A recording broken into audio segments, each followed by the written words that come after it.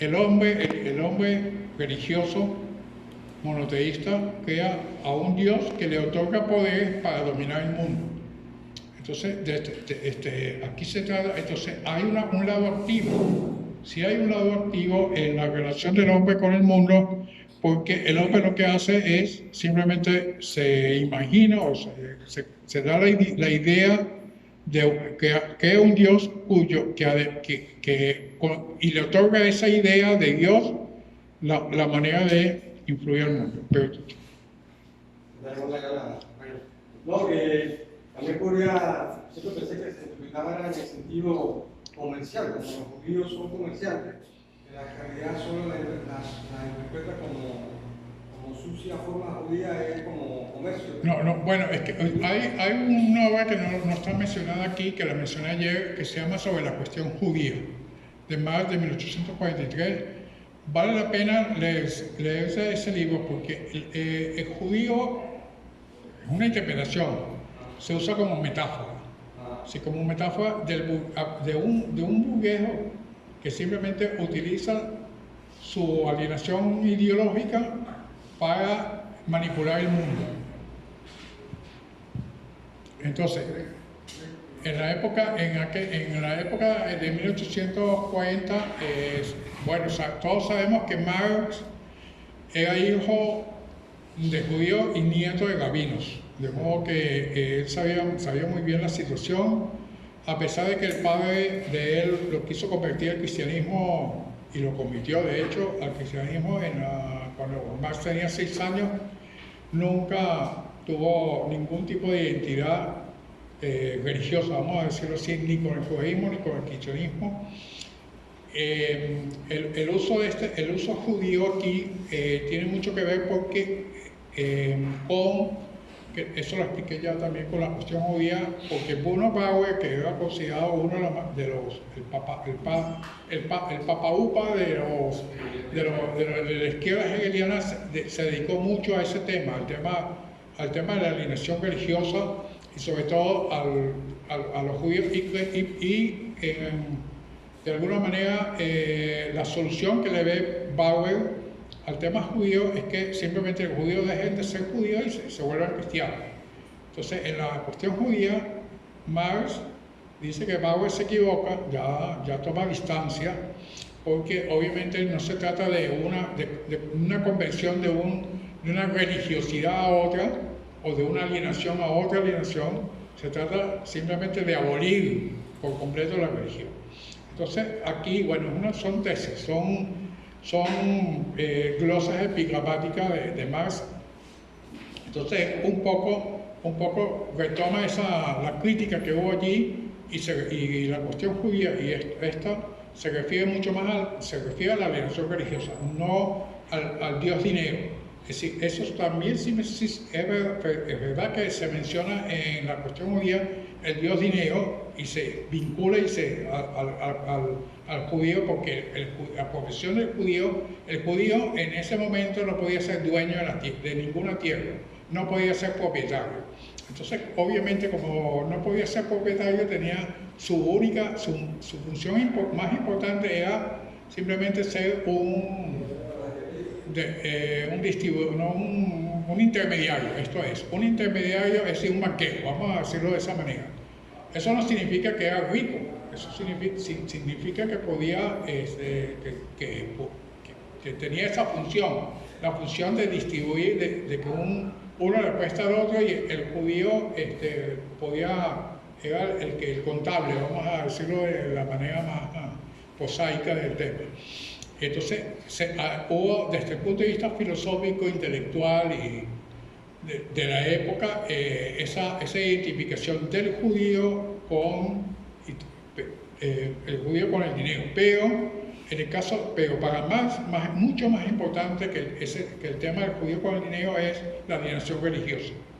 Porque Feuerbach, en la filosofía del futuro y también en el libro que le acabo de mostrar, justamente habla de eso. Es decir, la contribución fundamental de la filosofía de Feuerbach en todo este contexto es simplemente el tema de la alienación religiosa. Y es por eso que una interpretación es que cuando se habla de manifestación judía, sucia judía de manifestarse, se está hablando de la religión religiosa, y como les decía yo ayer, tú no estabas aquí, Feuerbach él hablaba de una manera muy positiva del paganismo. Esto es, porque la idea de Dios en la Grecia clásica, por ejemplo, los dioses hacían lo que querían hacer, un poco lo que decía Epicuro, de que los dioses están en otros mundos y tal, y los hombres tenían que hacer lo que hacían, pero no se utilizaba a Dios como ideológicamente como una manipulación para adueñarse del mundo. En cambio, ¿qué pasa con las religiones monoteístas? Empieza obviamente la judía, el paraíso y tal. En la esencia del cristianismo habla de esto, y repitiendo un poquito lo de ayer para poner un contexto, el judío, el Génesis, el escrito del Génesis, Dios que crea el mundo, le otorga al hombre un poder para dominar la naturaleza. Ahí hay una alineación religiosa según Feuerbach. Así que el hombre, que no hay razón, no hay nada que indique la razón por la cual el hombre tiene que manipular la naturaleza a su antojo. Desde ese punto de vista, tal vez el primer ecologista, Feuerbach fue uno de los primeros filósofos ecologistas, porque la naturaleza tiene su estatuto por sí misma. Nadie dice que nosotros tenemos derecho o estamos autorizados para manipular la naturaleza. Pero Feuerbach dice que peor es el cristianismo, porque en el cristianismo, según Feuerbach, o sea, es su tesis, el cristianismo no solamente el hombre manipula y domina a la naturaleza, sino también a los otros hombres. Entonces, el tema de la alienación religiosa y en parte tiene razón que todas las religiones, pero también las religiones prehistóricas, el hecho de que el chamán utiliza la brujería y todo lo demás para todos los dioses como para dominar, eso también lo dice Marx cuando habla de los modos de producción. Pero se usan la religión como instrumento político de dominación. El primero que habla de que Dios creó al hombre es Feuerbach. Feuerbach es el primero que trata de naturalizar la relación Dios-hombre o hombre-Dios y decir que simplemente Dios es una idea de manipulación política para que el hombre haga lo que debe hacer.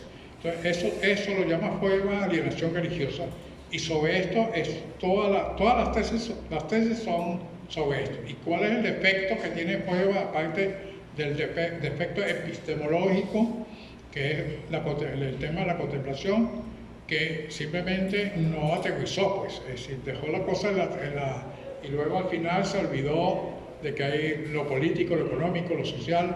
Eso lo vemos en las últimas tesis en donde Feuerbach habla. ¿Alguna otra? Bueno, entonces la manifestación judaica es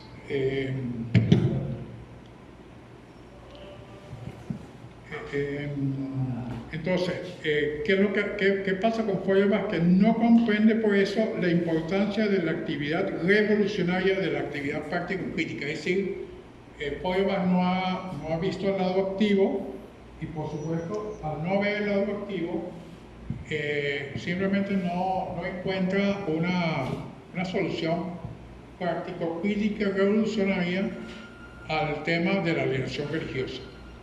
Sí, ese es el defecto fundamental del materialismo, pero sobre todo de Feuerbach, es que no ha dado una solución al tema de la alienación, y que ese tema de la alienación no basta con simplemente formular la alienación religiosa, sino que hay que aterrizar y hablar de que esta alienación no es solamente religiosa, sino que más bien la alienación religiosa es producto de la alienación de lo que decía Marx en los manuscritos, de la alienación que hay entre trabajadores y productores, trabajadores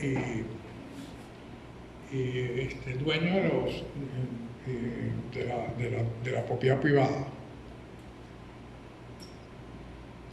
Entonces, bueno, esto de la actividad revolucionaria, de la actividad práctico-crítica, es justamente el concepto de praxis. Esta práctica revolucionaria, praxis, entonces, en vez de práctica, sería práctica crítica.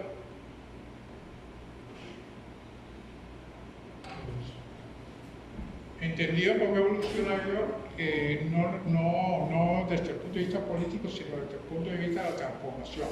Un poco la idea de praxis, la transformación del sujeto, es decir, toda práctica que transforma el sujeto en una praxis. Praxis es aquella práctica que transforma el sujeto, para decirlo de manera más sintética lo que estábamos hablando al comienzo, ¿no?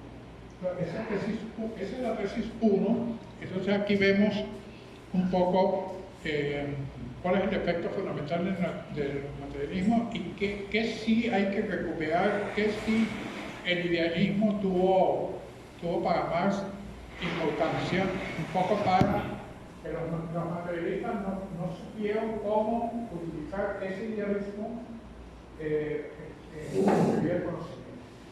Acá la tesis 1, ahí Marx simplemente es la premisa o el axioma de lo que viene después. Todo lo que viene después es el desglose de cada uno de los aspectos de por qué código es el efecto de cada uno de esos aspectos que si quieren leer la tesis 2.